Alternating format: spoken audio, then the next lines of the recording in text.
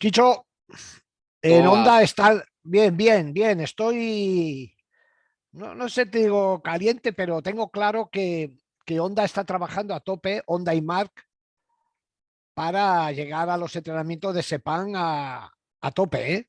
Una vez que Mark ha comprobado que lo de la vista no es un impedimento, pues se está preparando como nunca. Acuérdate que le vimos probar la moto de motocross. Después estuvo en Portimao, con una RCV S y con su hermano rodando. Y ayer que era miércoles, Ajá. estuvo rodando en Motorland, pero esta vez con una 600. Yo no sé qué crees tú que busca, coger fondo sobre la moto, porque una 600 no tiene nada que ver con una moto de gran premio. A ver, sí, hombre, tiene que ver, hombre, sí. Seiscientos Si no toda mi teoría, la teoría de mi método sería el traste. de las minimotos. Claro. A ver, todo lo que tiene acelerador y dos ruedas es una moto, Bien. ¿vale? A partir de ahí ya tienes una base pues para poder entrenar cosas. Está claro Y que cuanto más simulas el trabajo que después al que te vas a enfrentar en una competición, me refiero las mismas características de la moto, mucho mejor. pero Pero estamos hablando de un piloto ya experimentado, ¿sabes? O sea, no es uno que vaya a aprender y tal. sí, sí, vale, pero a ver, ¿qué buscas en un entrenamiento? Eso es lo primero que hay que tener muy claro. ¿Qué es lo que buscas en un entrenamiento? De entrada hay tres tipos de entrenamiento. Yo distingo tres tipos de entrenamiento, ¿no? Por una parte tenemos el entrenamiento de progresión. O sea, tú eres relativamente nuevo en este deporte y tienes un largo recorrido para desarrollar todas las habilidades técnicas que se necesitan Vale. en la élite, por ejemplo, ¿vale? Entonces, Progresión. tienes Bien. un entrenamiento de progresión. Esto son todo cosas, teorías mías. ¿Eh? Yo no he estado Ya, ya, copiando nada ya. porque yo voy investigando y necesito ir colocando cosas, y entonces les pongo nombres, las bautizo. Vale. Entonces, después tenemos el entrenamiento de mantenimiento. ¿Qué es el Correcto. entrenamiento de mantenimiento? Pues es cuando tú ya has llegado a un nivel, ya has estado años trabajando, entrenando y has desarrollado ya habilidades y capacidades que te son suficientes para mantenerte en la élite. Y luego tienes el entrenamiento de investigación. O sea, tú no te conformas con tus habilidades y tus capacidades, tú quieres mejorarlas, pero ya has llegado a un punto en el que ya has experimentado con todo lo conocido. Entonces, ¿qué te queda? Investigar. Te queda investigar qué es lo que se investiga, cómo se investiga. Al final todos son movimientos. Tú vas encima de una moto y vas moviendo partes de tu cuerpo. Hay dos tipos de movimientos. Por una parte tienes los movimientos de la conducción, o sea, tú puedes ir perfectamente en una moto solo actuando sobre los mandos. ¿Qué movimientos son los que actúan sobre los mandos? Las Los manos y los pies, pies. manos y los pies. La dirección, mando de la dirección, mando del acelerador, del freno Ah, delantero, mando del freno trasero, mando y pedal del cambio. Entonces correcto. tienes dos mandos para los pies y para las motos tienes más Tres. mandos. Y la mano derecha, que es esta que aquí se ve al revés, la mano derecha, es la que tiene más trabajo. ¿Por qué? Porque se tiene que ocupar de cuatro trabajos al mismo tiempo, cuatro, y los tiene que coordinar y los tiene que saber. Y ya pones cara de que, hostias, ¿cuáles son esos cuatro? ¿Vale? Exacto. Pues la gente se está preguntando, hostia, cuatro movimientos. Joder, coño, es muy fácil. A ver, el primero, acelerador, es la mano que gestiona el gas. Vale. Un movimiento. Gestionas el freno delantero, con lo cual ya Lo- tienes un curro aquí impresionante, solo con esas dos cosas. Bien. Pero luego tú te tienes que sujetar a la moto y tú tienes tres puntos de contacto de tu cuerpo con la moto. Tienes los pies que van sobre los estribos, solamente sobre los estribos, o sea, nos agarran, si fuéramos monos, nos agarraríamos, llevaríamos guantes en los pies y nos agarraríamos a los estribos como los monos, ¿eh? Sería Ok. fantástico. Luego tienes el trasero que va sentado sobre el asiento, simplemente apoyado en el asiento, o sea, el trasero Ahí no tiene una ventosa, ni tiene un velcro, ni nada, o sea, va ahí solo Vale, apoyado. Y luego tiene las manos que son las que realmente se agarran a la, ¿vale? Entonces correcto. tienes que la mano derecha, aparte de dar el gas, aparte de frenar, aparte de manejar la dirección con la otra mano, con la izquierda, también se agarra. O sea que son 4 funciones y las Correcto. 4 al mismo tiempo. Hay momentos en los que mano derecha está frenando, dando gas, agarrándose y gestionando la dirección. 4. ¿Me entiendes? Entonces tenemos los movimientos de la conducción que serían manos y pies al actuar sobre los mandos de la moto. Y fíjate una cosa, curioso. ¿Los mandos para qué sirven? Lo dice la palabra, para mandar. Entonces yo le mando a la moto lo que la moto quiero que yo haga a través de esos mandos. ¿Vale? Y luego están Correcto. los movimientos del pilotaje. Los movimientos del pilotaje son los que yo hago con el cuerpo colocando mi centro de gravedad allá donde más me interesa. Cargando peso delante, metiendo peso hacia el interior, cargando peso detrás. Y luego están las palancas, lo que ya hablamos creo que no, creo que fue el vídeo este que estuvimos grabando media hora y que al final no estábamos grabando. ¿Qué pasa? ¿Qué nos pasó? ¿Qué nos pasó? Vaya, menuda, menuda historia. Entonces tiene los movimientos del pilotaje que tiene que ver con dónde colocas el centro de gravedad y las palancas que tú estás haciendo para ayudarle a la moto a hacer mejor su trabajo siempre. Con manos y con pies le mandamos y con el cuerpo le ayudamos. ¿La ¿De acuerdo? ayudamos o la sometemos? Bueno, si no se deja, tenemos que ser. Si no se deja, pues tenemos que convencerla, digamos, de Exacto. la manera más efectiva posible y gastando la menor energía posible también. Entonces, tú cuando estás investigando, pues tú vas probando nuevos movimientos, ¿de acuerdo? Entonces vas viendo si es más efectivo, si no es más efectivo lo que estás haciendo. Ahí tienes que poder medirlo, ¿eh? Tienes que tener a alguien que está con un crono Ajá. o bien un vídeo y luego analizas el vídeo y estás viendo. A veces nosotros descubrimos un truco, pero era la leche, porque lo estuvimos probando como 6 o 7 días seguidos.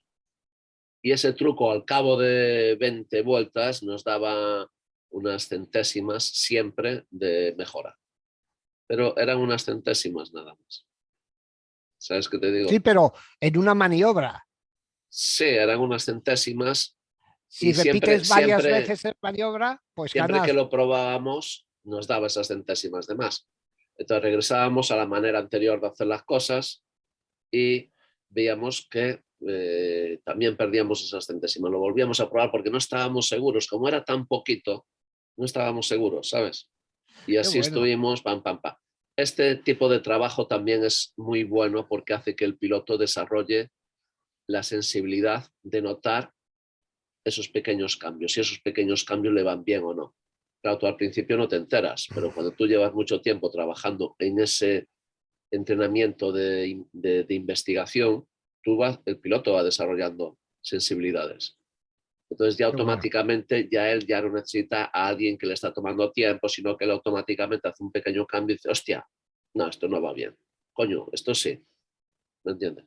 Y Oye, sí, la no, no, dime, y en qué de estos tres apartados encaja es lo que está haciendo Marc ahora con una 600, por ejemplo, vamos a ver, lo de Mark está intentando recuperar su forma física, es un entrenamiento de mantenimiento total. de O sea, mantenimiento? quiero recuperar mi forma física encima de la moto, mi rendimiento encima de la moto, mi rendimiento físico encima de la moto. Y también los reflejos, sabes que son muy importantes. En todos los deportes hay una serie de apartados que son todos muy importantes. La precisión, la agilidad, la fuerza, la resistencia. O sea, tú quítale a cualquier deportista uno solo de esos aspectos y lo fundes. Tú Claro, ahora a Messi, que es el rey del área pequeña, que tiene una agilidad allí impresionante, ¿no? El tío es capaz de estar rodeado de rivales, encontrar un hueco y meterla, ¿no? Quítale la agilidad, se va al traste. Quítale la precisión, en vez de meterla en los 3 palos, se sale por fuera de... O sea, ¿me entiendes? En cualquier deporte y en este también son importantes los reflejos, la agilidad, la forma física, la fuerza. Pues La... a lo mejor, porque Marc, cuando compareció el otro día a la prensa, una de las cosas que dijo Chicho fue que una vez resuelto el tema de la vista, él se tenía que centrar en ahorrar energía con su hombro derecho. Dice, ahora tenemos que aprender eh, cómo ir rápido con menos energía que antes, para no cansar el hombro que todavía no está al 100%. ¿Crees que con esas 600 está incluso viendo esto o no? Sí, hombre, claro que sí. A ver, unas 600 de entrada pesa más o menos lo mismo que una MotoGP, Sí, correcto. ¿vale? Es el mismo peso. Las, digamos, medidas, la ergonomía en la cual tú te sientas y te quedas encajado en la moto, ¿sabes? Distancia del asiento al suelo, del asiento a los estribos, la posición de los estribos, si está más adelante, más atrás, la posición del manillar, o sea, todo lo que es la postura, la ergonomía de la conducción, Sí, la ergonomía, eso sí. se puede copiar también. Eso porque tampoco hay, no pasas de una chopper a, si tuviese que cambiar una chopper, pues ya sería más complicado, pero es una moto deportiva y la puedes dejar más o menos con las medidas que después tú tienes en otra. Se trata de tener lo más parecido posible, ¿vale? Entonces, te vas a un circuito, no sé en Motorland donde está entrenando, pero él entrena, yo lo Sí, he visto. estuvo en Motorland ayer, primero estuvo en Portimao, él está entrenando, por algo será, está entrenando en circuitos de Gran Premio, porque como sabes, él cerca de su casa, el año pasado, por ejemplo, entrenó en Alcarrás, Sí, pero sí, él explicó muy bien en su comparecencia que él iba a rodar en circuitos de Gran Premio. bien. A ver, todo tiene un porqué y en el Claro, caso de Marc Márquez tiene un porqué vamos, un inteligente siempre. reporqué, un reporqué. Claro, no, no dan puntadas sin hilo, lo miden todo al milímetro. Entonces está claro que él con todos estos entrenamientos que está haciendo y sabe, y lo que no nos enteramos, porque no nos enteramos de Exacto, todo, él cuenta lo que quiere. de entrada es que es increíble. Por ejemplo, el que fue hace 2 días, vino a entrenar uno de los niños, llevaba unos cuantos días sin venir con esto de las navidades, no sé qué, no sé cuánto. Y yo le noté un bajón de rendimiento impresionante.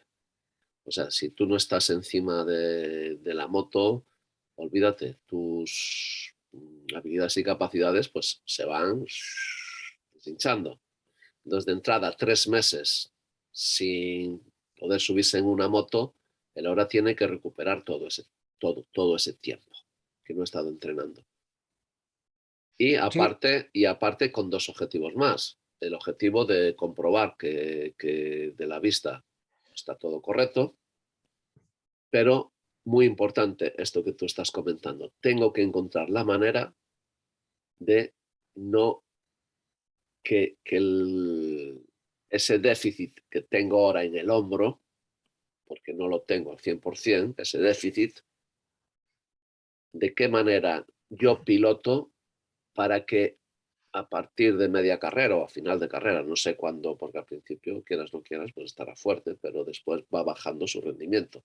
correcto. No me afecte, para que ese punto débil que tengo aquí no me afecte. Entonces, ¿de qué manera lo uso menos o lo fuerzo menos? ¿Cómo compenso el no tener que usarlo tanto con otra parte de mi cuerpo, con otra manera de pilotar? ¿Me entiendes? Entonces tiene que encontrar pues, esa manera O, de pilotar. o Chicho, o a lo mejor de repente se ha dado cuenta que para ganar basta con entrar una décima por delante del segundo en vez de con 10 segundos como a él siempre le ha gustado, ¿no? A lo mejor también va por ahí las cosas, ¿o no? Sí, a ver, pero eso por supuesto. Él ahora tendrá que plantearse hasta qué punto tiene que arriesgar, ¿no? Hasta qué Claro. punto, cómo administra sus fuerzas, cómo administra, qué estrategias de carrera tiene, pues para no tener que no llegar a final de carrera perdiendo rendimiento por, por el hombro. Pero conociendo a Mark, yo estoy seguro que él intenta meterse todos los ases posibles en la manga. No solamente confiar en una sola carta. Decir, hostia, no, bueno, pues mira, voy a intentar pues hacer ganar con la menor diferencia posible. ¿Por qué? Con Porque el menor gasto posible de energía, con el porque él no menor medirá gasto, la diferencia, sino la sí, energía que tiene que gastar, ¿no? sí, sí, llegar a pasar la meta por delante del segundo. Claro. Este es el objetivo y el resto ya no quiero hacer carreras de escaparme en solitario y humillarlos. Me llega con ganar con la mínima diferencia. Pero de todas formas eso es mucho riesgo, claro. Tú sabes que los finales de carrera de Marc Márquez no son precisamente su punto más fuerte. De hecho, con Dovizioso los perdió prácticamente todos. Con Lorenzo perdió unos cuantos, la última vuelta. Esto está muy bien, Chicho. Esto no lo había pensado yo. Eso no lo había pensado Claro, yo. entonces alguien que es tan calculador y que tiene en cuenta tantos aspectos diferentes, pues seguro que esto también lo tiene en cuenta. Dice, bueno, a ver, yo soy fuerte en los finales de carrera. Mm, ¿Te acuerdas también con Peco Banaya? Es lo que te iba a decir. ¿Me entiendes? O sea que no es precisamente un Joan Mir de última vuelta. Qué bueno. Esto está ¿Vale? muy interesante este punto de vista. Márquez tiene sin duda tiene unos puntos brutales, fuertísimos, sobre todo en su pilotaje, sobre todo en su rendimiento, ¿no? Que es un piloto que es capaz de sacarle a la moto mayor rendimiento que otros a la misma moto y que ahí es donde basa él pues, su punto más fuerte. Pero cuando, por las circunstancias que sean, porque ese día no las cosas, la moto no está bien, porque el circuito no se le da precisamente bien, por lo que sea, algún rival llega con él a la última vuelta, las posibilidades de que le gane ese rival son muy altas. Mira, te voy a contar una cosa al hilo de esto que nunca he contado. Al hilo de esto que acabas de decir, eh, Dani Pedrosa, por ejemplo, él dice que una de las grandes cartas de Mark es que con su condición física Ajá, era capaz, a ver, que en las mismas circunstancias, hablamos de Pedrosa, la misma moto y tal, que la moto era tan difícil que la condición física de Mark hacía que Mark, pudiese hacer lo que él no era capaz de hacer físicamente, dominar ajá. la moto. Es lo que hemos dicho antes, someter la moto. En el caso de Mark, realmente con esa Honda, la palabra es someter la moto, porque todo el mundo que lo ha intentado, todos los demás pilotos Honda, han fracasado. Y entonces, claro, si como dice Dani, que es seguro que es verdad, porque era su compañero, ese extra físico ahora le falta, es cuando tiene que buscar lo que acabas de decir, unas nuevas vías de conseguir lo mismo, pero no tanto apoyado en su físico, sino con Sí, otro no sé qué. pero no, a ver, está claro que tú para pilotar se utilizan todos los músculos y todas las articulaciones del cuerpo, o al menos yo trabajo con todo, ¿eh? Yo no dejo nada sin trabajar, desde el pie, pie pasando por las rodillas, pasando por la cadera. La columna yo la trabajo mucho, todo lo que es retorcer la columna, todas esas Correcto. palancas retorcen la columna. la línea de los hombros también, las cervicales, yo trabajo mucho con el cuello también y trabajo muchísimo con las manos. Manos, codos, hombros, estirando, o sea, se mueve todas las articulaciones y me imagino que una gran mayoría de los músculos. ¿Vale? Unos tienen más protagonismo que otros, pero todos tienen su parte de trabajo. Entonces, en el caso de Mark, cuando a él se refiere, dice, tengo que encontrar la manera de cargar menos, o sea, de que todo el esfuerzo que yo hacía con esta parte,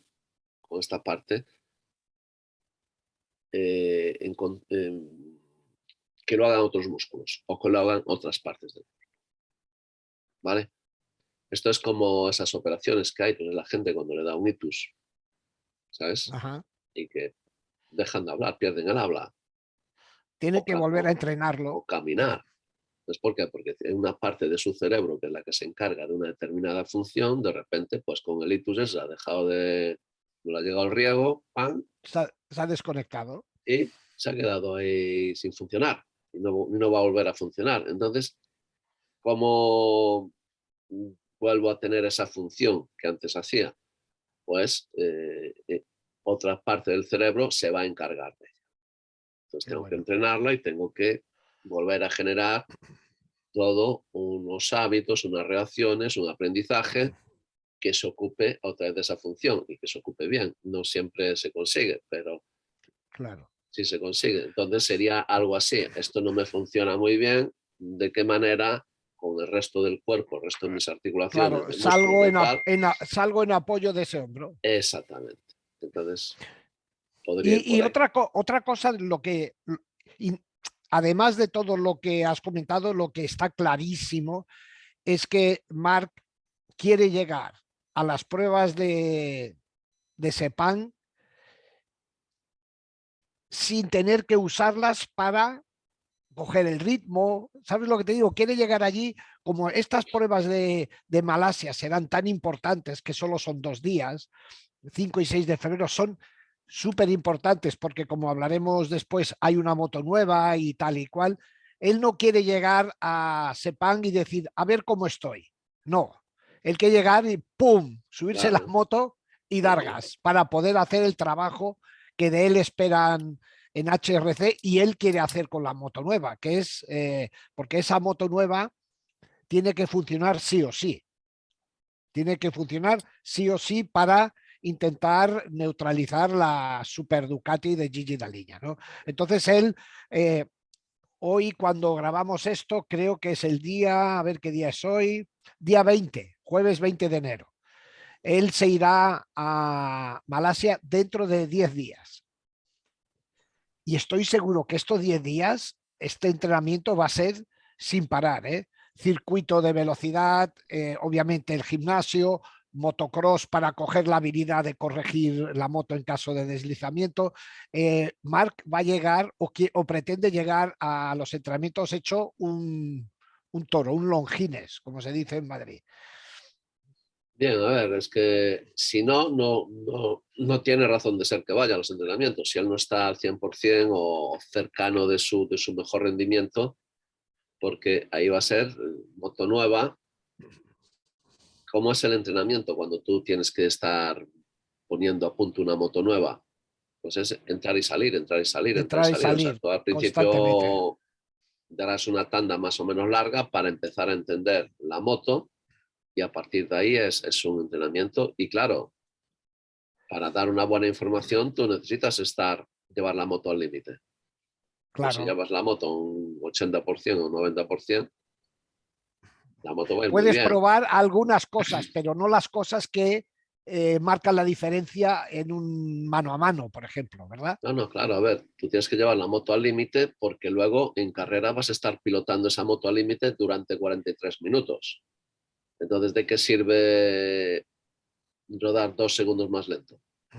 Tú tienes que rodar en el Y límite y para eso, para rodar en el límite, tienes que tener lo primero, tu mente muy despejada correcto, muy bien, esa es la y, palabra. y estar muy en forma.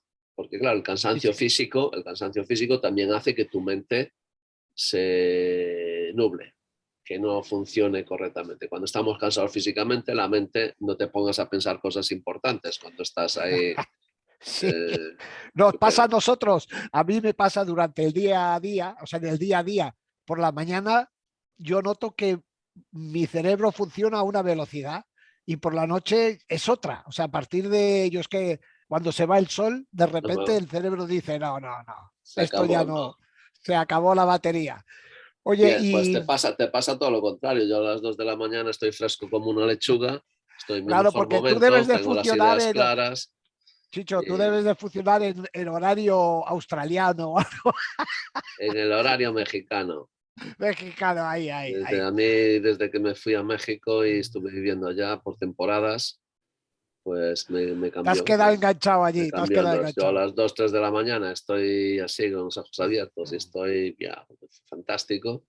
Y a las 10 de la mañana pues estoy que, tirado. Con la tostá, como dirían en Andalucía. Oye, y otra cosa, ya lo tocaremos en su momento cuando vaya a los entrenamientos allí, pero ¿verdad que cuando se está en una situación como la que estará Honda, con esta famosa super nueva moto de concepto revolucionario para ellos, primero hay que empezar, primero hay que salir y rodar con la moto antigua para tener fresco el punto de referencia, ¿no? Y después ya pasarte a la nueva para saber dónde mejora, dónde es peor. Creo que un poco ese es el proceso, ¿no? Hombre, sí, lo ideal sería esto, ¿no? Lo ideal sería a partir de la poder, una comparativa siempre, ¿no? Que tú puedas comparar. Claro. Pero no sé hasta qué punto también se es determinante en este caso. No sé Esto si. es lo que hicieron, esto es lo que hicieron, por ejemplo, con Paul Espargaró en Jerez en noviembre. Fueron 3 días de pruebas. El primer día, y es tan evidente cómo lo hacen, ¿sabes? Es tan evidente que dices, y te sorprende, pero después lo piensas, él dice, mira, he estado un día entero con la moto antigua, ¿correcto? Antigua podemos ponerlo entre comillas. Dice, ¿por qué? Porque hemos dejado la moto antigua lo más perfecta posible. O sea, una moto que teóricamente van a sustituir, pero a pesar de eso, no es que den una vuelta, sino salen y la ponen perfecta, lo mejor que pueden. Dice, bueno, y a partir de aquí tenemos algo de donde empezar. Y ahí el segundo y el tercer día pasó a la moto nueva, pero teniendo las referencias de la mejor posible moto vieja. Bien. Es que los cambios a veces son muy sutiles, ¿me entiendes? Ahora, cuando cambia una moto tanto, ya no son cambios sutiles, ya son No, estos son cambios cambios radicales. radicales. Ya no estamos intentando mejorar una moto, estamos intentando una moto nueva que sea mejor que la anterior.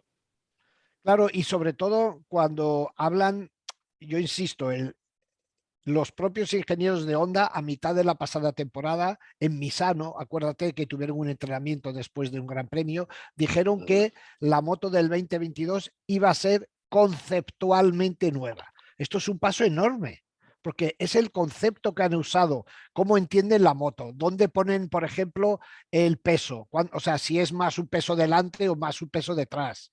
¿Sabes? El comportamiento de la moto en la frenada y en el paso por curva. Todo esto Honda lo va a cambiar.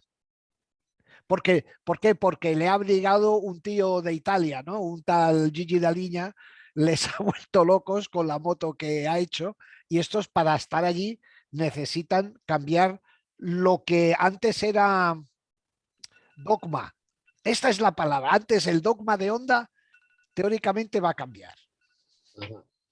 Y como sabes, yo tengo bastante buenos contactos en Japón y entre otras cosas escribo para una revista japonesa y la información que me llega de Japón, Chicho, es que están muy, muy, muy contentos con el motor que tienen.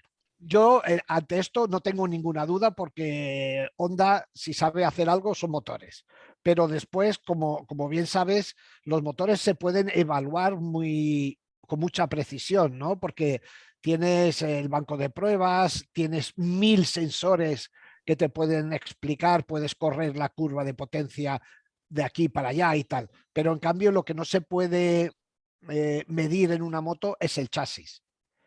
Y eso es lo que se verá en Sepang. No, claro, y aparte no se puede medir chasis, pero es que después, con 4 pilotos distintos, el rendimiento va a ser diferente. Claro.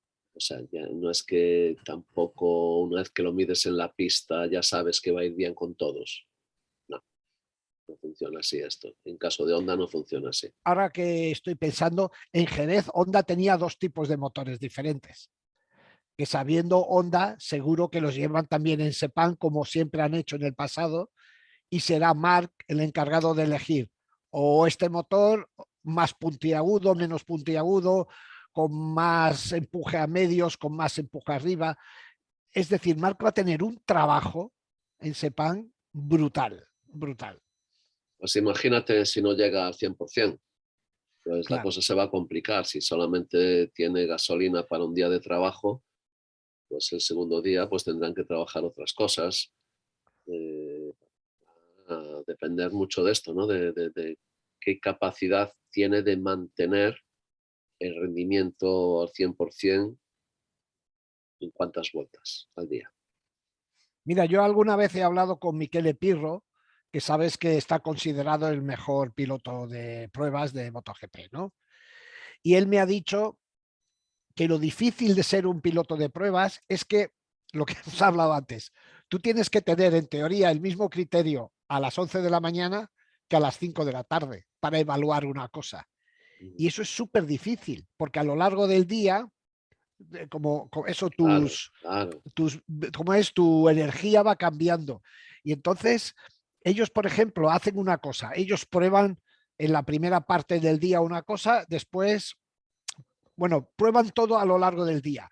Y en la siguiente sesión, lo que probaron por la tarde, lo prueban por la mañana. Le dan la vuelta al planillo. ¿Sabes lo que te digo? ¿Me entiendes? Para que así una cosa que se prueba por la tarde lo vuelven a probar por la mañana y viceversa. Y ahí comparan las sensaciones del piloto y los datos. Es un trabajo muy, muy difícil, dificilísimo. No, claro, porque es que juegas con tantas variables que al final y con un solo piloto. Y sobre todo, mira, en las pruebas hay unas cosas, hay pruebas de resistencia, pruebas, por ejemplo, si prueban la duración de un neumático, el desgaste de un neumático, eso lo puede hacer casi cualquier piloto de pruebas, ¿no? Pero cuando ya llegas al segundo por debajo del ritmo que hacen los del Gran Premio, ahí ya solo súper especialistas como Pirro, como Guintolí, como expilotos de altísimo nivel son capaces de hacerlo. Por eso está Crutchlow, por Sí. eso está Digamos que Bradel. es la parte humana del desarrollo de una moto, ¿no? Y a Claro. tratarse de la parte humana, ahí no es una máquina que es Porque perfecta, mira, sino que... en KTM, por ejemplo, tenían para lo primero, para la prueba de durabilidad, de desgaste, tenían a Mika Kallio. Y cuando tocaba, dice, bueno, ahora vamos a ver al límite como la moto ahí que hacían, suben a Dani Pedrosa.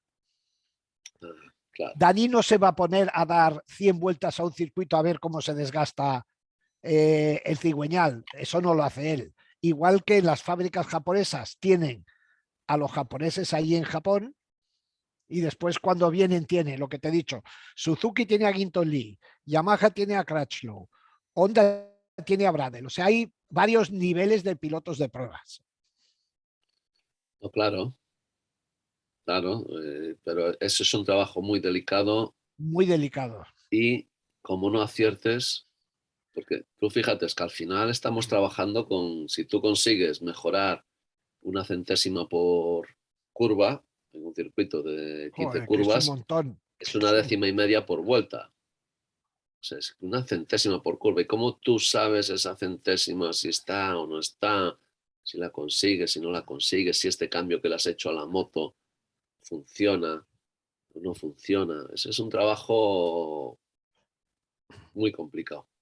Mira, en este sentido, y aunque nos salgamos un momento de Honda, que es el motivo de este podcast o este vídeo, para mí el gran error de Aprilia, Aprilia ahora mismo tiene dos pilotos potentes, ¿no? Que pueden terminar entre los 10 primeros fácil. Uno es Aleix y otro es Viñales. Pero el problema es que no tienen estructura de pruebas, que son los que deberían hacer que avanzaran, porque si tú te pones a Viñales o a Aleix a probar en los grandes premios, Aprilia jamás recuperará el terreno que necesita. ¿Sabes? Para mí la gran deficiencia de Aprilia, después de haber fichado a Maverick, que es un top, es que no tienen equipo de pruebas. ¿Quién les va a mejorar? Porque Aprilia es la única marca que tiene eso que se llaman concesiones, que puede probar todo lo que quiere, que puede cambiar el motor a mitad de temporada, pero claro, necesitas a alguien potente. Por eso habría sido perfecto que Dovizioso, en vez de fichar por Yamaha, hubiese fichado como piloto de pruebas de Aprilia, pero no quiso. Entonces veremos a ver si el super esfuerzo que está haciendo Aprilia, tanto económico, tanto de recursos, porque han inyectado mucho dinero en el proyecto en los 2 últimos años, al final se materializa o no por falta de un equipo de pruebas. Esto es un tema muy delicado y no es nada Sí. fácil porque ¿dónde encuentras tú pilotos que sean capaces de rodar a menos de un segundo? Que es lo que tú necesitas, forzar la moto hasta ese punto para empezar a entender cosas, cuando haces pequeños cambios, para empezar a entender si esto funciona, si no funciona. No, no, y un piloto que además sea capaz de ir deprisa y sepa que tenga sensibilidad, por ejemplo, y sin faltarle a nadie. Tenemos pilotos en MotoGP como Di Gianantonio, como Bezzecchi. ¿Tú crees que estos servirían como piloto de pruebas? Pues no, porque no tienen experiencia. O sea, necesitas rapidez y un culo sensible. Eso es muy complicado. Esto es muy Es caro, son caros los sí, pilotos sí, de sí, sí, pruebas sí. buenos ahora. Son caros y muy complicados de encontrar, porque claro, tienen que ser pilotos que estén todavía en forma, que lleven, que pasen de estar compitiendo a subirse en una moto de prueba, ¿no? Y después que no tengan, al final los pilotos que tú los conoces bien, a los pilotos lo que les gusta es competir, ¿sabes? O sea, un piloto y un piloto de pruebas. Mira, yo una vez hablé con Jorge Martínez Aspar, que durante un tiempo estuvo de piloto de pruebas de Aprilia cuando se retiró. Y me decía, Manuel, dice, mira, nosotros probábamos básicamente en Mugello. Entonces dice, mira, yo como piloto, ¿tú sabes lo que era llegar al circuito de Mugello, que cuando íbamos estaba lleno de gente? Tal, dice, llegas allí solo o llegas al circuito vacío. Hay 50 boxes, te abren un box, estás solo, entonces estás con tu equipo de pruebas de 5 o 6 personas. Sales a la pista y das vueltas durante todo el día solo. Y y a lo mejor estás probando algo que los mecánicos necesitan una hora para cambiarlo. ¿Sabes? Yo qué sé, una parte o sacar un motor y meter. Y dice, y estás allí sentado. Y entonces a la hora tienes que salir y dar 5 vueltas, entrar y dar de opinión. Otras 5 vueltas. Es tan difícil y sobre todo mentalmente es muy descorazonador. ¿Sabes lo que te digo? Pues nada, Bien, Chicho, esperemos eso, lo de Honda. Está claro que Honda está haciendo su trabajo en Japón, o al menos eso confían, y está claro que Mark está haciendo el suyo aquí en España. Y que entre ambos pretenden llegar a Malasia y arruinarle la perspectiva ideal que hay en Borgo Panigale, en Ducati en este momento. pues yo creo que lo van a tener complicado. Con toda la experiencia de ¿Quién? Honda y con toda la calidad de Marc Márquez, no va a ser fácil esto. ¿Quién lo tendrá complicado? ¿Ducati? No, no, no, Honda, ¿Honda? Honda, sí. ¡Hala!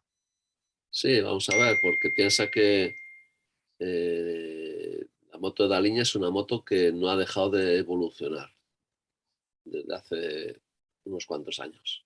Se han ido mejorando, mejorando, mejorando, mejorando, mejorando. Ahora tú partes de un nuevo concepto de moto, tiene que haber unos cambios importantes a nivel, me imagino que de chasis sobre todo, ¿no? Sí, Para trabajar más con esas, hacer la moto más amable, ¿no? No tan rígida. Habrán cambiado cosas del chasis, habrán cambiado también a lo mejor el motor. El motor no es tanto, a no ser que necesites una revolución, cambiar todo lo que es la distribución de cigüeñales, pesos. Entonces me imagino que el motor será una evolución de lo que ya tenían, que ya era bastante bueno, pero claro, ahora hay que aplicar esa potencia al suelo. Si dicen, no, tenemos un motor fantástico, que es un motor más fantástico que el anterior, pues que has mejorado toda la curva de potencia, ¿no? Desde abajo hasta arriba. Entonces tienes más potencia en toda la gama de vueltas. Pero luego hay que aplicar esa potencia al suelo. claro. Yo creo que ahí es donde Carla, ellos dicen que han mejorado, porque la electrónica, que todo el mundo se cree que es la magia, la electrónica lo que hace es perfeccionar la característica del motor. Es decir, tú con la electrónica no puedes hacer que un motor corra más, no, puedes puedes suavizar la potencia, gestionarla mejor. exacto, gestionarlo, pero la base al final continúa siendo la mecánica. Sí. O sea, si tú No, tienes un aquí cigüeñal, lo más importante es cómo tú aplicas esa potencia al suelo. claro, Eso es lo más importante no como tú porque puedes aplicar, no es que lógicamente todo el mundo gustaría una salida suave, pero tú fíjate que los últimos avances que hemos tenido han sido en mejorar la tracción. sí, ahí está, ahí está. Los últimos avances que ha habido, eso de bajar las suspensiones, es para mejorar la tracción, es para poder aplicar más La potencia potencia que al existe, suelo, al asfalto, en determinados momentos. claro, porque la potencia está. Chicho, tienen 280 caballos en el banco de Eh, potencia, o 280 caballos. Ya no es una cuestión de potencia, es poder utilizarla en el momento preciso. Claro, y por eso tenemos ahí que ahora en las salidas bajan las suspensiones, tenemos que ahora en la salida de curva bajan las suspensiones, para poder ganar un poquito más de tracción. Pero ese Claro. poquito más en cada salida de curva, pues al final se traduce en que has conseguido bajar una décima o dos por vuelta.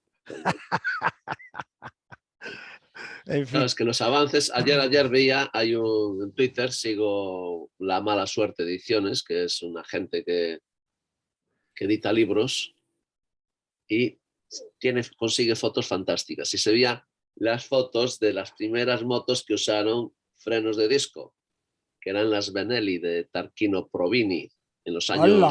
en el año 63, 64, ya se estaba investigando con los frenos de disco cuando los tambores estaban súper evolucionados. Acuérdate aquellos tambores que Con eran doble leva, así, sí. con Joder, cuatro levas, llevaban a un lado y al otro, y cada zapata de freno llevaba su sí, propia leva. Pues eran correcto. cuatro zapatas con cuatro levas y aquellas entradas de aire para refrigerar y todo aquello, ¿no? Estaban muy evolucionados y el disco tardó muchos años en imponerse. En competición hubo un desarrollo, pero claro, veía los primeros discos y eran así, una Ah, 500, pequeñitos. eran así, acojonante, ¿no? Y resulta que esto fue ¿sabes dónde salieron? ¿Dónde se empezaron a usar los primeros discos? En el karting en Estados Unidos.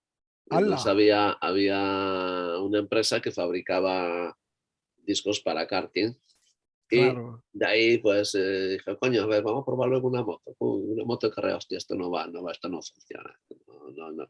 Pues mira, Claro, imagínate, yo no, primero era diámetro, el grosor del disco, eh, ¿sabes? O sea, primero eran mecánico, me sí, imagino, por eran cable. mecánicos, eran con cables, no tenían, no era hidráulico, entonces, coño, eso llevó hoy en día que ver los discos y dices, Claro, joder, qué pedazos discos que tienen, ¿no? Y que pinzas de 6 pistones y oro y tal, ¿no? Y ves ahí y tal, ¿no? y todo el proceso, el recorrido tan largo para que una idea nueva acabase triunfando de esta manera. Qué bueno. Pues nada, Chicho, lo dejamos por aquí y nada, ya hablaremos del gobierno en el próximo vídeo. Yo, si me dejas, me gustaría hablar sobre el ecofuel, que es la gasolina ecológica que debe implantarse en Un tema MotoGP. muy importante, un tema muy importante. Es que tendríamos que hacer un vídeo ya diciendo que lo de las motos eléctricas, olvidaros, chicos. Si quieres pocas prestaciones para ir por ciudad y tal, fantástico. Si quieres chicha, no. Bien, bien, tenemos algunos datos y hablaremos de ello en el próximo vídeo. ¿Te Muy bien, parece? vale, Venga, perfecto. nos vemos, adiós. Venga, chicos.